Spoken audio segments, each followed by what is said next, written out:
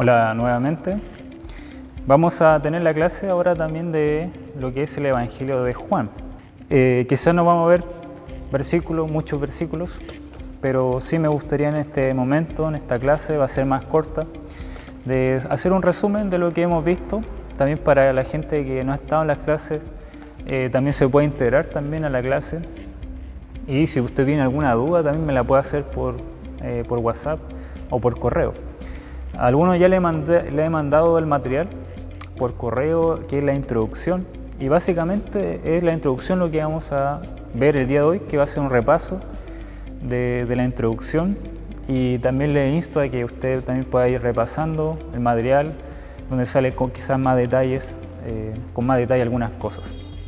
Así que le animo también a leer el Evangelio de Juan, ¿sí? Son 20 capítulos y creo yo que nos va a servir mucho, también con las herramientas también que tenemos de la introducción, nos va a servir mucho de poder darnos cuenta de algunas cosas quizás que no la habíamos considerado antes. Así que si usted ya la leyó el Evangelio, vuelva a leer, le va a servir de mucho. Bien, vamos a ver lo que es las clases, y aquí voy a poner también un bosquejo para que usted me vaya siguiendo en los puntos que estoy abordando. Son cosas que hemos visto, y en primer lugar lo que vimos la primera clase es las características de la carta. ¿Se acuerdan cuáles eran las características de la carta? Primero vimos su relevancia en la Biblia. ¿Por qué es importante el Evangelio de Juan en toda la Biblia? Ustedes saben que hay 66 libros en la Biblia, y uno puede decir, sí, todos son inspirados por Dios, por tanto son importantes. Entonces, ¿por qué le vamos a dar también importancia a qué diferencia hay, digamos, o relevancia, ¿verdad?, con los otros libros de la Escritura? Y bueno, dijimos que la relevancia que tiene Juan es que es sencillo, pero a la vez es profundo. O sea, cualquier persona que está comenzando en los caminos del Señor, el Evangelio de Juan le va a ser más fácil que quizás otro libro de la Escritura. Obviamente uno tiene que recomendar que lea todos los libros de la Biblia, de Génesis a Apocalipsis, pero el Evangelio de Juan a veces se recomienda por eso, es una sencillez. Pero al mismo tiempo, ya lo que muchas veces no se da en algún libro quizás humano, literatura humana, quizás sencillo pero a la vez profundo. Y eso es lo que, obviamente, por ser inspirado por Dios, la profundidad es algo sobrenatural. Inagotable es el Evangelio de Juan en cuanto a cristología. También vimos su relación con los otros evangelios, ¿se acuerdan? Nosotros entendemos que el Evangelio de Juan fue el último evangelio en escribirse. Recordemos que son 4 evangelios lo que tenemos: Mateo, Marcos, Lucas y Juan. Pero Juan fue el último en que él escribió su propio evangelio, es decir, su propia perspectiva de quién es Cristo y la vida de Cristo. Uno puede pensar, pero ¿por qué Juan, sabiendo que ya habían los otros evangelios, Mateo, Marcos, Lucas, por qué él quiso mencionar o escribir su propio evangelio? Si ya habían 3 que estaban circulando y que él los conocía, de hecho él lo había leído. ¿Por qué? Y vimos que lo que Juan quiso hacer fue complementar a los otros 3. Los otros se llaman los sinópticos, que es ver juntos, porque son muy similares y se pueden complementar en los relatos de Jesús. Sin embargo, el Evangelio de Juan lo que pretende es complementar e interpretar a los otros 3 evangelios. Es impresionante eso, porque Juan, cuando él empieza a redactar su carta, él probablemente tenía los otros evangelios en mano y dice, a Lucas le faltó esto, entonces yo quiero añadirle, pero él quiere añadir con un énfasis más cristológico, teológico, acentuando la divinidad de Jesús. Si en los evangelios enfatiza la humanidad de Cristo, Juan no va a escribir eso, sino que va a omitir cosas, pero va a agregar cosas que tienen que ver sobre la divinidad de Jesús. Eso es la particularidad del Evangelio de Juan. Es hermoso cómo hace. Alguien dijo, un teólogo, Juan Calvino, dijo que la carta del Evangelio de Juan es como la llave para poder interpretar a los otros tres. O sea, es impresionante cómo Juan añade cosas, meditaciones propias en el Evangelio de Juan, para interpretar los discursos de Jesús, los milagros de Jesús, todo. El Juan da una explicación de lo que ocurre, porque el Señor hizo sus cosas no por hacerlas simplemente, sino que tiene cada una de las cosas que el Señor hizo tiene un significado, y que ese significado es bien profundo. Y eso Juan quiere mostrarnos, es complementar e interpretar al otro demás. Y eso es muy, muy impresionante lo que Juan hace. También, obviamente, porque él complementa e interpreta a los demás, acentuando la divinidad de Jesús, tiene una trascendencia teológica muy profunda. Por eso el contenido es muy profundo de Juan. ¿Por qué? Porque habla de Jesús. Y Jesús realmente es Dios, Dios que se hizo hombre. Imagínense cómo Juan tuvo que exponer eso de manera clara y profunda, obviamente guiado por el poder del Espíritu Santo.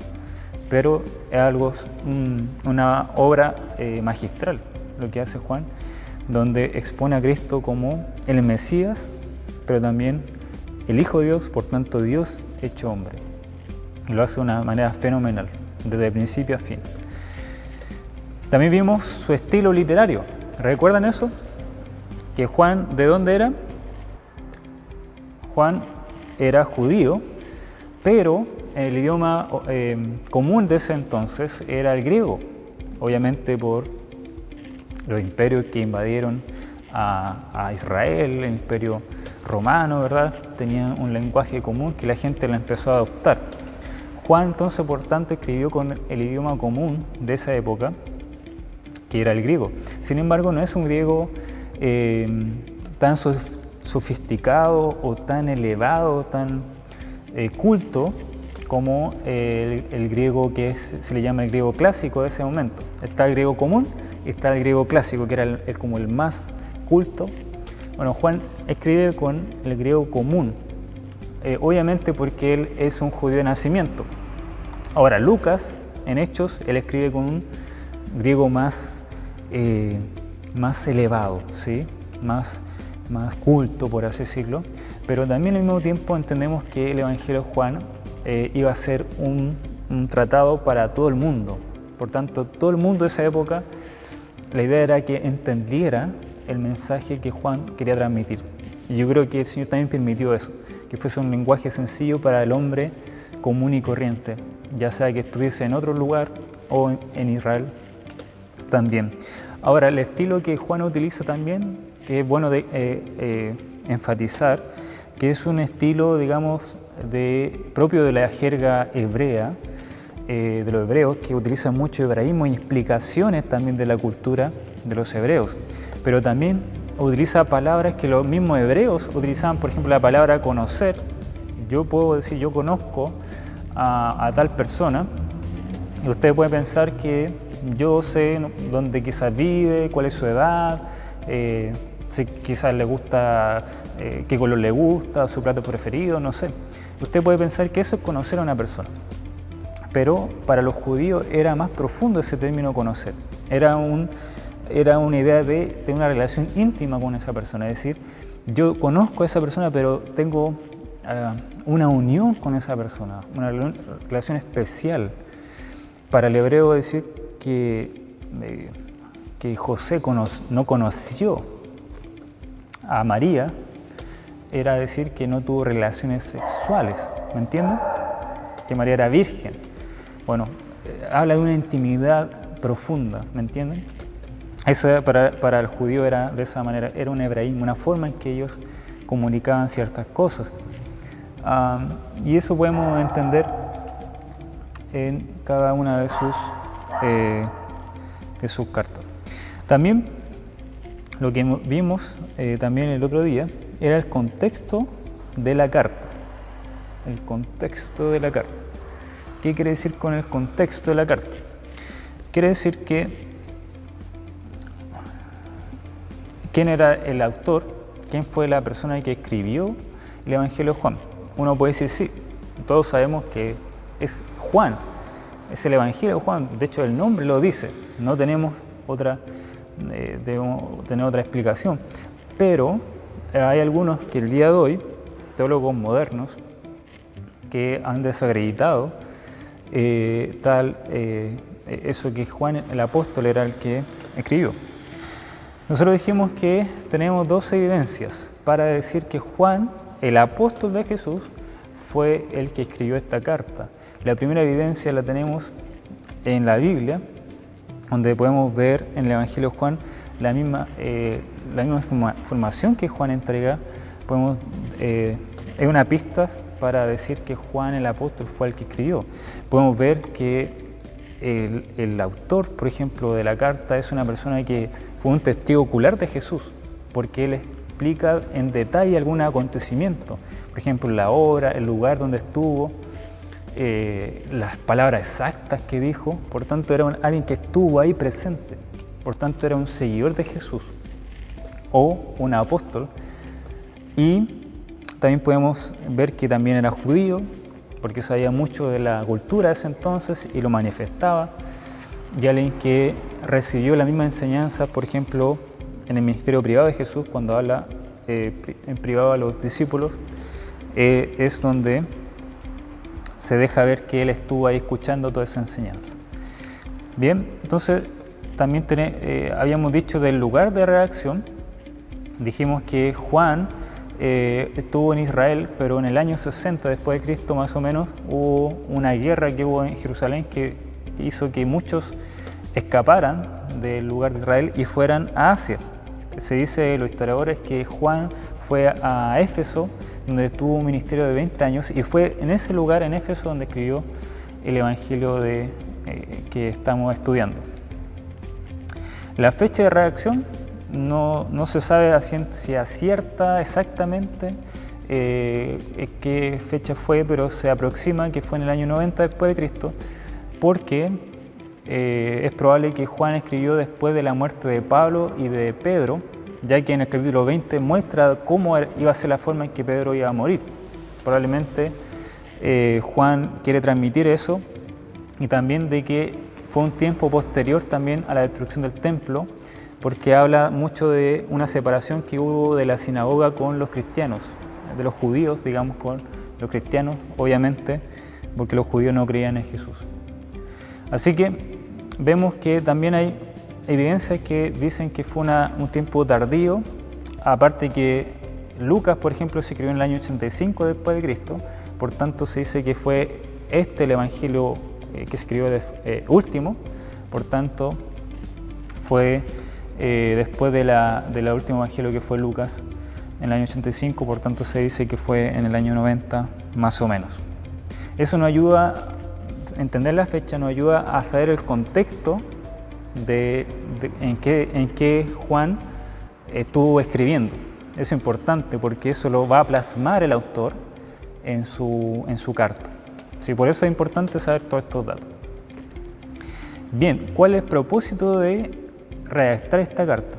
Como dije, el propósito de Juan no fue corregir a los demás, sino que fue complementar e interpretar a los otros tres y acentuar, obviamente por la circunstancia donde estaba él inmerso, acentuar la divinidad de Jesús.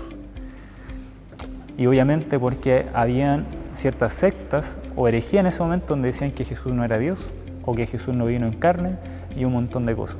Entonces Juan tiene un propósito no solamente instruir a los cristianos en la fe con la verdad, es decir, fortalecer su fe en Jesús, sino también tiene la idea de defender la fe exponiendo quién es Cristo y defendiendo contra los gnósticos, que era una secta de ese momento, que ya ustedes ya conocen más o menos lo que creían, ¿verdad? Y los docetas también, que era otra secta de ese momento donde decía que Cristo no era Dios. También el propósito de redacción fue de evangelizar. Por eso en el capítulo 20 vemos que dice Juan, para que ustedes crean, para que creáis en el Hijo de Dios, en el Mesías, que es Cristo, y que creyendo en Él tengáis vida eterna. La idea también es evangelizar a aquellos que no conocen a Jesús y específicamente específicamente también a los judíos que habían rechazado al Mesías. Yo creo que ese era el sentir de cada apóstol y cada judío. De hecho, el sentir de Pablo es que su pueblo, donde él estaba, pudiese también llegar al arrepentimiento y fe en Jesús, que lo había rechazado. Entonces, aquí Juan también tiene la idea de eso, de también llevar a los judíos al arrepentimiento y la fe en Jesucristo. Otra cosa que podemos ver es la circunstancia en que se escribió según la fecha.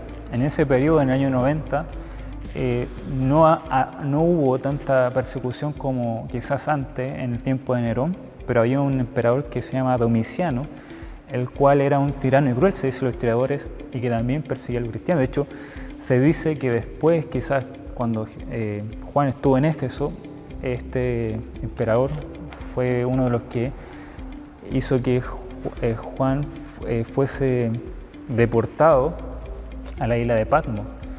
O sea, este emperador Domiciano no amaba a los cristianos, o sea, no quería verlos, no quería que ellos sigan predicando de Cristo era el Señor. Bueno, así que la iglesia nunca, digamos, va a ser agradable para los incrédulos. Y eso es lo que vemos aquí reflejado. La circunstancia no era tan buena, aparte que había herejía en ese momento y ya se está desvaneciendo el liderazgo apostólico. Juan quizás ya era el último que quedaba en ese momento de los apóstoles, de los 12. Pablo había muerto, Pedro, los pilares de la iglesia habían muerto, y Juan quiere estimular a la iglesia para que siga fiel al Señor frente a todo esto. Aún así, están surgiendo nuevos líderes que necesitaban quizás escuchar quién era Cristo, nuevos creyentes también que necesitaban ser instruidos quién era Cristo, y por eso Juan también escribe esta carta. Muy hermoso lo que Juan hace. En tercer lugar, vimos también el contenido de la carta.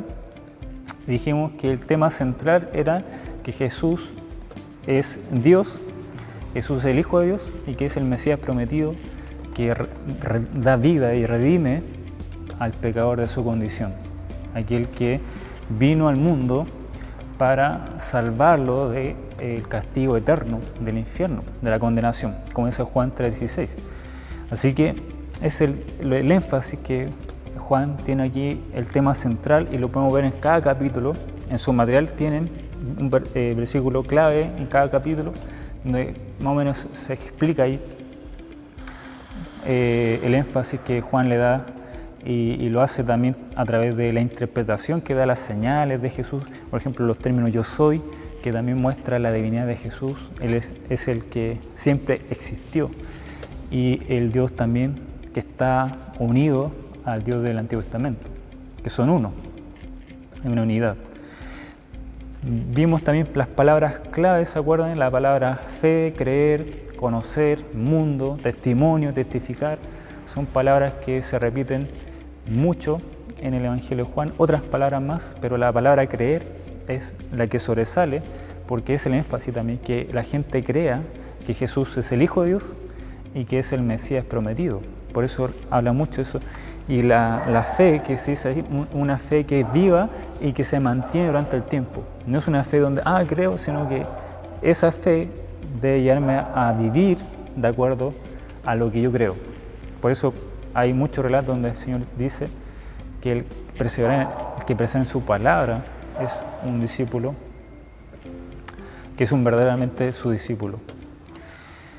Bien, también vimos el versículo clave que está en Juan 20, 31, así que ahí tienen la tarea de aprendérselo de memoria. Y también vimos un esquema solamente general, que es un esquema donde nos muestra, digamos, cómo Juan distribuye todo su contenido, cómo lo ordena, y vimos que primero hace un prólogo en el capítulo 1 donde él quiere introducir a la gente, a su audiencia, a sus lectores, para decirnos de quién va a hablar. Por eso habla mucho ahí de Cristo. Del versículo 1, capítulo 1, en adelante se enfoca en hablar de Cristo.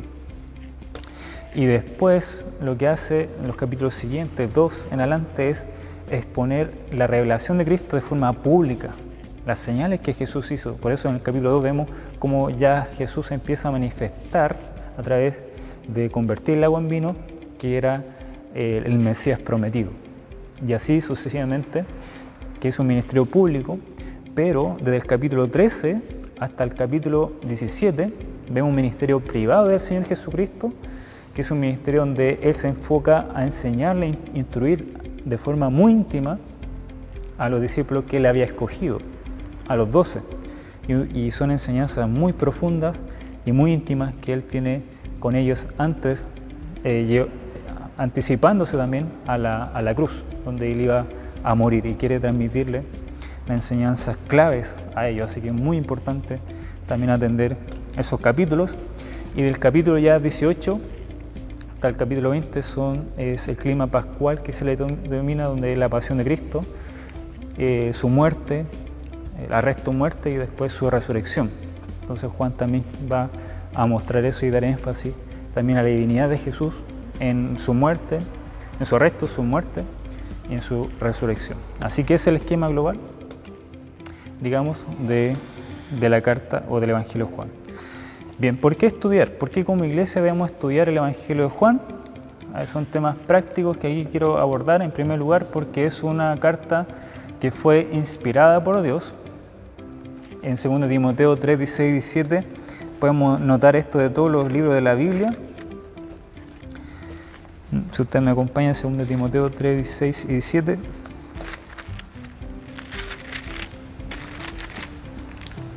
Dice: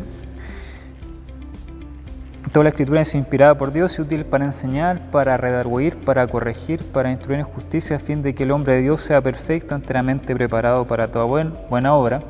Entonces podemos entender que la palabra de Dios, el Evangelio de Juan es inspirado por Dios y por tanto es útil para nosotros, para poder ir creciendo y ser más hombres y mujeres preparados para toda buena obra. Es Dios quien inspiró el Evangelio de Juan y es Dios el que a través del Evangelio de Juan sigue transformando nuestra vida, sigue moldeándonos a la imagen de Cristo. Por eso es importante que estudiemos el Evangelio de Juan.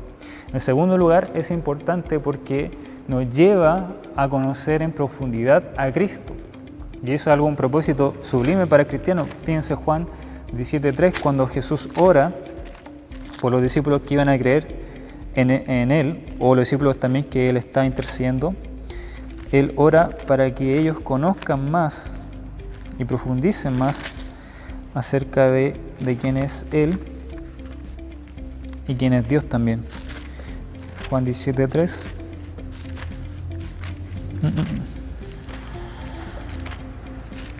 Dice: y esta es la vida eterna, que te conozcan a ti, el único Dios verdadero, y a Jesucristo a quien has enviado. Esta es la vida eterna. Esa es la vida eterna. La vida eterna empieza desde ahora, no quizás de un futuro, sino de ahora, de nosotros profundizar en quién es Dios y quién es Cristo. Y eso es lo que el Evangelio de Juan nos lleva a hacer, a entrar en la profundidad del conocimiento del carácter de quién es Jesús. Y eso es fascinante. Miren, también el conocer a Cristo nos impulsa a amar más a Cristo. Algo que el creyente, cuando es expuesto a la verdad, a la revelación de Cristo, es lo que pasa. Es una vida entregada, más entregada a Jesucristo, como Pablo ocurrió camino a Damasco. Tuvo un encuentro con Jesús. Después obviamente empezó a meditar más en Él, a aprender más de Él, y una vida que fue totalmente entregada por amor a Cristo. Dice: yo he dejado todo, en Filipenses 3, he dejado todo, he estimado todo como basura por el conocimiento y por amor al Señor. En Gálatas también habla de que el Señor, el que murió por Él, Él ahora vive ahora por la fe en Él. Y Pablo lo dice en cada una de sus cartas, el amor que Él también expresa a Cristo. ¿Por qué? Porque eso lleva al conocimiento de Cristo. Y eso el Evangelio nos muestra. Evangelio de Juan. Conocer a Cristo nos protege también de los virus, entre comillas, de las falsas doctrinas. Dijimos que Juan escribe en un tiempo donde surgieron muchas herejías, donde desacreditaban que Jesús era Dios.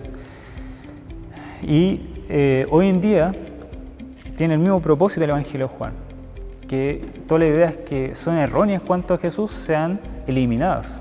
¿sí? El mejor antídoto, el mejor remedio para las falsas doctrinas en el día de hoy es que la verdad sea expuesta de manera clara. Y lo podemos ver también en el Evangelio de Juan, donde la verdad es expuesta y así nos protege de cualquier error. Y un error en cuanto a la doctrina de Jesús no va a llevar a un error práctico. Cuando miramos a Cristo de manera superficial en la Escritura, hermanos, así como lo que nos enseñaron algún día nomás y no nos dedicamos a profundizar más en Él, lo que produce es malas prácticas. Una iglesia la cual no tiene un sustento, un fundamento en todo lo que hace, donde pierde el norte. Así es de simple. Juan 15, el Señor dice, nada podéis hacer alejado de mí. Esa es la idea, nos protege. También lo que hace el conocer más al Señor es, nos capacita para hablar a otros también más de Él. ¿Cómo usted va a hablar más o de mejor manera de quién es Cristo si no ha profundizado en Él? No podemos. Una iglesia que está aprendiendo más del Señor, de su carácter, de sus enseñanzas, de lo que Él hizo, la capacita más para hablarles a otros. Hablar a otros, obviamente, que el mundo necesita de conocer a Cristo, pero va a conocer por medio de nosotros, de la iglesia. Así que el Evangelio de Juan nos ayuda a conocer más para capacitarnos más para hablarle a otros. También esto nos lleva a conocer a Cristo, nos lleva también a tener aliento cuando pasamos por adversidad, dificultades. Recordemos que el tiempo donde Juan escribe no era un tiempo fácil. Había persecución, el emperador quería destruir a los cristianos. Es un tiempo donde habían herejías, ¿verdad? Gente que se oponía al Evangelio, a Cristo. Y los cristianos podían menguar su fe, podían quedar debilitados. Pero, ¿qué hace Juan? Expone a Cristo, entendiendo que eso iba a fortalecer la fe de ellos. Por eso dice, para que creáis y para que continúen creyendo. Esa es la idea de creáis. Continúen creyendo que Jesús es el Hijo de Dios, el Cristo prometido. Hermano, la iglesia de los primeros tiempos fue una iglesia que impactó, una iglesia realmente tremenda, porque tenía base, veía a Cristo como el Señor, veía a Cristo como el Mesías, el Hijo de Dios. Lo entendía, lo creía con todo su corazón y vivía de acuerdo a eso. Hermanos, si Cristo es nuestro Señor, si nosotros vemos a Cristo como nuestro Señor, eso cambia radicalmente nuestra vida y cuando pasamos dificultades por el nombre de Jesús, amén, gloria al Señor, va a ser un consuelo. Estamos padeciendo por alguien que está vivo y es Dios mismo, que nos promete una recompensa eterna. Y en último lugar, ya para finalizar, la razón es por qué debemos estudiar el Evangelio de Juan, porque es lo esencial que un cristiano debe entender y vivir. ¿Sí? Es lógico. Un cristiano debe conocer más a Cristo porque ese es el llamado cristiano. ¿Sí? Somos seguidores de Jesús y nosotros para ser discípulos de Jesús debemos conocerlo a Él. Eso es lo que hace un aprendiz. Eso es lo que hace un discípulo. Note en Filipenses 1:21 este resumen de la vida de Pablo. Efesios 1:21. Pero Filipenses 1:21 dice: porque para mí el vivir es Cristo y el morir es ganancia. Ese es el resumen de la vida de Pablo. ¿Por qué Pablo hizo todo lo que hizo? Porque para él el vivir era Cristo. La esencia de él, lo que motivaba a Pablo a hacer todo, lo que él hizo realmente fue impresionante. ¿Pero por qué lo hizo? Porque él entendía que Cristo era su Señor, era todo él. Y eso es la esencia de un cristiano. Cristo debe ser todo. Y yo para vivir para Cristo debo conocer más a Cristo. Debo saber qué es lo que a Él le agrada, cuál es su actitud, cuál es su comportamiento, imitar a Él. Y es lo que Pablo buscaba continuamente. Para mí el vivir es Cristo y el morir es ganancia. Es lo esencial para nosotros. Así que por eso es importante estudiar el Evangelio de Juan. Así que lo animo a que vamos durante este tiempo, este periodo, seguir profundizando en este Evangelio hermoso, glorioso, y que usted en su casa también pueda leer los capítulos, empezar a leer su lectura de este hermoso Evangelio y ir aprendiendo de a poquito de la carta de Juan. Así que el Señor le bendiga, un abrazo a todos y vamos a tener un tiempo ahora de oración para finalizar la clase. Padre, le agradezco, Señor, por su palabra. Gracias, Señor, porque usted inspiró este Evangelio, el Evangelio de Juan. Gracias porque utilizó a un hombre que fue un apóstol, que fue alguien que vio de muy cerca quién era Jesús, que estuvo ahí con él. De hecho, se dice que era discípulo amado, un discípulo íntimo de los cercanos de Jesús. Y esto realmente es una obra que él hizo de forma impresionante, guiada por el Espíritu Santo. Y gracias, Padre, porque hoy día tenemos a disposición este Evangelio. Podemos leerlo, podemos meditar en él, podemos profundizar. Y gracias porque ahí podemos ver a Cristo, Señor, de forma más fuerte, más profunda, Señor. Padre, danos sabiduría para entender más su carta, este Evangelio, y que el aprender de Cristo nos lleve a ser transformados como iglesia, Señor. A cada uno como cristiano, a amar más al Señor, a vivir para su gloria, a dejar lo terrenal, Señor, para vivir para Él también, Señor, y que tengamos el sentir de Pablo cuando dice: para mí el vivir es Cristo. Gracias, Padre, porque podemos conocer más de Él y uno, Señor, a poder vivir también lo que vamos aprendiendo. Te lo ruego esto en Cristo Jesús. Amén.